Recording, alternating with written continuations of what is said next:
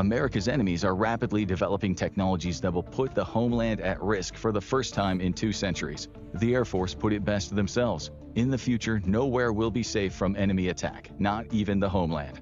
This has ignited a major debate within the Department of Defense how to protect the America of the future and whether a missile defense system akin to an Iron Dome is the solution. But before understanding America's future missile shield, we need to understand the threat.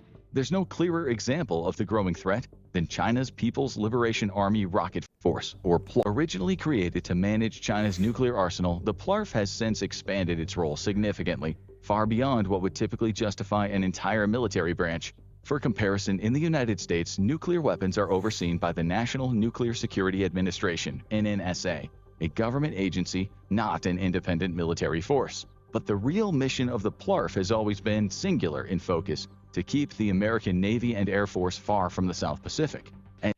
Wow, look at that. I mean, I know that this is the globe and it's just flattened out or whatnot, but look at the distance you'd have to go to get to where we are. It only connects up in Russia at the top. But like, aside from Hawaii and Midway, those little dots in the middle, that's crazy. But with technology, with space, this is, yeah, it's not too hard to reach out and touch somebody.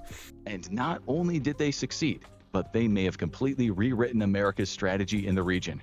Established in 2015 as a replacement for the 2nd Artillery Corps, the PLARF immediately began developing and testing new anti-ship missiles. At first, these missiles had a range of just over 100 miles, enough to push back most of America's surface ships from Chinese shores. But there was one major exception: America's aircraft carriers.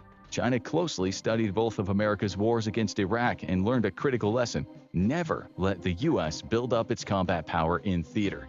They realized that the key to victory wasn't just about having a strong military. It was about denying the U.S. the ability to project its power in the first place. If they could keep American air power at bay and prevent U.S. forces from establishing a foothold, they could drastically shift the balance in any future conflict.